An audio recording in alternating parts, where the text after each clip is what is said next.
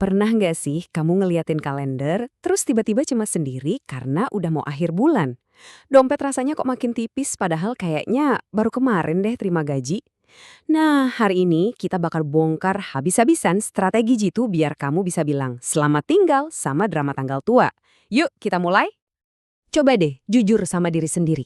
Seberapa sering pertanyaan ini muncul di kepala kamu? Awal bulan rasanya semangat banget. Pertengahan bulan, pas cek saldo, kok rasanya pengen nangis ya? Tenang, tenang. Kamu nggak sendirian. Ini tuh udah kayak cerita klasik banyak anak muda zaman sekarang. Fenomena ini bisa kita sebut sebagai lingkaran setan bokeh. Jadi ini tuh siklus bulanan yang kayaknya berulang terus dan jujur aja capek banget kan? Gambaran ini pasti udah familiar banget. Awal bulan, kita ngerasa kayak sultan. Dompet tebel, PD-nya selangit. Tapi, begitu kalender munjukin tanggal 20-an ke atas, waduh, awan mendung mulai datang, kepanikan finansial pun muncul. Kita semua kayaknya pernah ya naik roller coaster emosi yang satu ini. Pertanyaannya sekarang, kenapa sih ini bisa terjadi terus-terusan? Apa sebetulnya akar masalahnya? Oke, yuk kita bedah satu-satu, apa aja biang kerok yang bikin dompet kita cepet banget kempesnya. Dan ini dia nih tersangka utamanya, gaya hidup konsumtif. Ini tuh lebih dari sekedar boros ya. Ini adalah kebiasaan belanja tanpa mikir panjang, yang sering banget dipicu sama tekanan sosial biar kelihatan up to date, atau ya sekedar gengsi aja. Coba deh checklist dalam hati, ada nggak dari daftar ini yang kamu banget? Ganti HP padahal yang lama masih oke banget. Atau mungkin nekat pakai pay later buat liburan biar bisa posting foto-foto keren di Instagram. Nah, ini semua tuh jebakan-jebakan halus yang diam-diam nyedot isi rekening kita. Selain itu, ada juga masalah lain yang lebih mendasar. Banyak dari kita tuh nggak punya anggaran yang jelas, cuma ngandelin kira-kira. Sering juga belanja impulsif cuma karena takut ketinggalan tren alias FOMO. Atau bahkan pas lagi stres, pelariannya ke belanja. Dan yang paling krusial, kita sering banget bingung ngebedain mana yang benar-benar kita butuhin dan mana yang cuma kita pengenin. Nah, ini dia. Ini yang ngebawa kita ke kunci dari semuanya. Paham perbedaan fundamental antara kebutuhan dan keinginan itu adalah langkah pertama, langkah paling penting buat ngambil alih kendali keuangan kamu. Bedanya tuh sebenarnya simple, tapi kuat banget. Kebutuhan itu hal-hal yang esensial buat hidup, makan, tempat tinggal, ongkos ke kantor. Kalau keinginan, itu hal-hal yang bikin hidup lebih seru, tapi sebenarnya nggak wajib.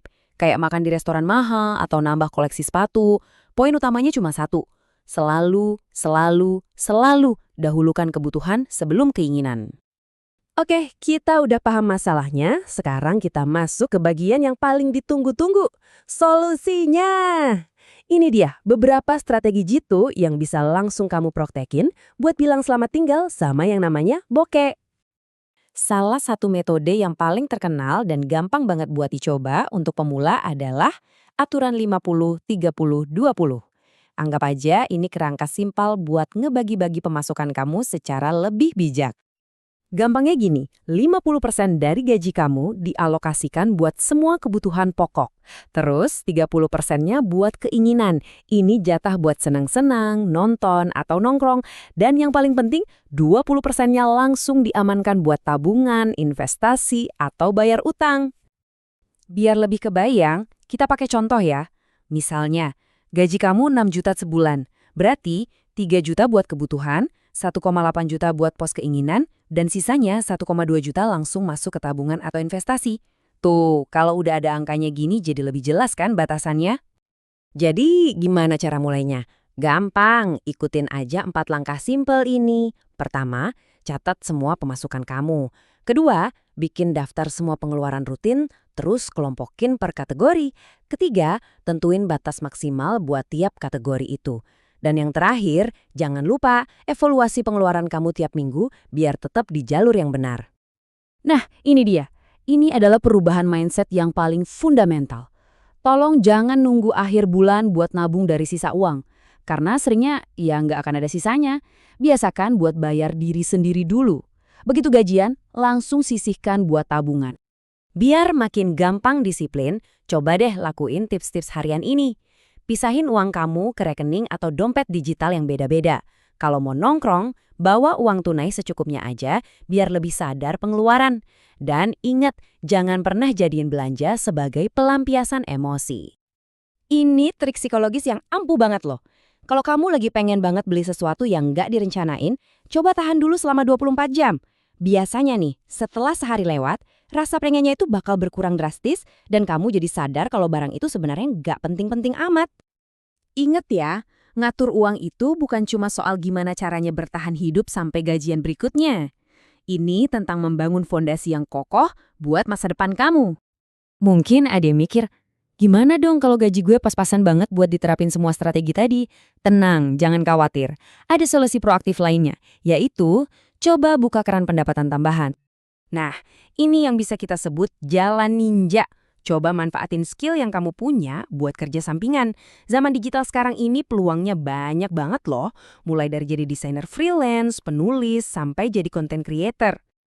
Kalau kamu udah berhasil nabung secara rutin, selamat. Langkah selanjutnya adalah bikin uang kamu bekerja buat kamu. Coba deh mulai belajar investasi. Nggak perlu nunggu punya uang banyak kok. Semakin cepat kamu mulai, semakin besar potensi hasilnya di masa depan. Dan ingat ya, budgeting itu bukan berarti jadi orang pelit. Sama sekali bukan. Ini tuh tentang mengambil alih kendali penuh atas hidup kamu. Ini adalah aksi pemberdayaan diri yang nempatin kamu di kursi pengemudi buat masa depan finansial kamu sendiri. Pada akhirnya tujuannya ya ini, kamu tetap bisa kok nongkrong, nonton konser, atau liburan. Tapi semuanya dilakukan dengan terencana, tanpa ada rasa panik di akhir bulan atau rasa bersalah setelahnya. Itulah yang namanya kebebasan finansial sejati. Jadi setelah kita ngobrolin semua ini, saya mau ninggalin kamu dengan satu pertanyaan. Bukan buat besok, bukan buat minggu depan, tapi buat hari ini. Langkah kecil apa yang bakal kamu ambil untuk memulai perjalanan finansialmu yang lebih baik